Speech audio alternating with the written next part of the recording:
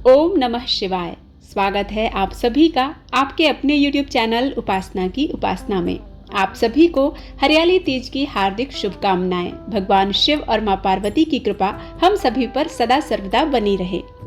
आज की वीडियो में आप सुनेंगे हरियाली तीज की व्रत कथा। वीडियो पसंद आता है तो प्लीज लाइक जरूर कीजिएगा और चैनल पर पहली बार आए हैं तो इसे सब्सक्राइब करना बिल्कुल मत भूलिएगा। बेल बटन प्रेस कीजिए ताकि नई वीडियोस आप तक रोज पहुंच सके। श्रावण मास के शुक्ल पक्ष की तृतीया को श्रावणी तीज कहते हैं। ज्यादातर लोग इसे हरियाली तीज के नाम से भी जानते हैं। यह त्योहार मुख्य रूप से उत्तर भारत में मनाया जाता है। इस दिन स्त्रियां माता पार्वती और भगवान शिव की पूजा करती हैं। इस दिन महिलाएं निर्जला व्रत रखती हैं। इस व्रत को करवा चौथ से भी कठिन व्रत बताया गया है। इस दिन महिलाएं पूरा दिन बिना भोजन जल के दिन व्यतीत करती हैं। दूसरे दिन सुबह स्नान और पूजा के बाद व्रत पूरा करके भोजन ग्रहण करती हैं। इसी वजह से इस व्रत को करवा चौथ से भी कठिन माना जाता है। हरियाली तीज व्रत की पौराणिक कथा के अनुसार भगवान शिव ने पार्वती जी को उनके पूर्व जन्म के बारे में याद दिलाने के लिए यह कथा सुनाई थी। भगवान शिव कहते हैं, हे पार्वती, बहुत समय पहले तुमने हिमालय पर मुझे वर के रूप में पाने के लिए घोर तप किया था। इस दौरान तुमने अन्न जल त्याग कर सूखे पत्ते चबाकर दिन व्यतीत किए थे। किसी भी मौसम की परवाह किए बिना तुमने निरंतर तप किया था। तुम्हारी इस स्थिति को देखकर तुम्हारे पिता बहुत दुखी थे। ऐसी स्थिति में नारद जी तुम्हारे घर पधारे थे।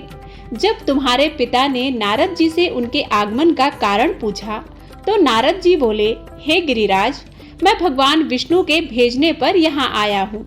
आपकी कन्या की घोर तपस्या से प्रसन्न होकर वह उससे विवाह करना चाहते हैं। इस बारे में मैं आपकी राय जानना चाहता हूँ। नारद जी की बात सुनकर पर्वतराज अति प्रसन्नता के साथ बोले, हे नारद जी, यदि स्वयं भगवान विष्णु मेरी कन्या से विवाह करना चाहते हैं तो इससे बड़ी कोई बात नहीं हो सकती है। मैं इस विवाह के लिए तैयार हूँ। फिर शिव जी पार्वती जी से कहते हैं, तुम्हारे पिता की स्वीकृति पाकर नारद जी विष्णु जी के पास गए और यह शुभ समाचार सुनाया। लेकिन जब तुम्हें इस विवाह के बारे में पता चला तो तुम्हें बहुत दुख हुआ। तुम मुझे यानी कैलाशपति शिव को मन से अपना पति मान चुकी थी। तुमने अपने व्याकुल मन की बात अपनी सहेली को बताई। तुम्हारी सहेली ने तुम्हें सुझाव दिया कि वह तुम्हें एक घोर वन में ले जाकर छुपा देंगी और वहां रहकर तुम शिव जी को प्राप्त करने की साधना करना। इसके बाद तुम्हारे पिता तुम्हें घर में ना पाकर बड़े चिंतित और दुखी हुए। वह सोचने लगे कि यदि विष्णु जी बारात लेकर आ गए और तुम घर पर ना मिली तो क्या होगा। उन्होंने तुम्हारी खोज में धरती पाताल एक करवा दिए, लेकिन तुम उन्हें कहीं नहीं मिली। तुम वन में एक गुफा के भीतर मेरी आराधना में लीन थी। श्रावण मास के शुक्ल पक्ष की तृतीया को तुमने रेत से एक शिवलिंग का निर्माण कर मेरी आराधना की, जिससे प्रसन्न होकर मैंने तुम्हारी मनोकामना पूर्ण की। इसके बाद तुमने अपने पिता से कहा कि पिताजी, मैंने अपने जीवन का लंबा समय भगवान शिव की तपस्या में बिताया है और भगवान शिव ने मेरी तपस्या से प्रसन्न होकर मुझे स्वीकार भी कर लिया है। अब मैं आपके साथ एक ही शर्त पर चलूंगी कि यदि आप मेरा विवाह भगवान शिव के साथ ही करेंगे। पर्वतराज ने तुम्हारी इच्छा स्वीकार कर ली और तुम्हें घर वापस ले गए। कुछ समय बाद उन्होंने पूरे विधि विधान से हमारा विवाह किया। भगवान शिव ने इसके बाद कहा कि हे पार्वती, तृतीया को तुमने मेरी आराधना करके जो व्रत किया था उसी के परिणाम स्वरूप हम दोनों का विवाह संभव हो सका। इस व्रत का महत्व यह है कि इस व्रत को पूर्ण निष्ठा से करने वाली प्रत्येक स्त्री को मनवांछित फल देता हूँ। भगवान शिव ने पार्वती जी से कहा कि इस व्रत को जो भी स्त्री पूर्ण श्रद्धा से करेगी उसे तुम्हारी तरह अचल सुहाग प्राप्त होगा।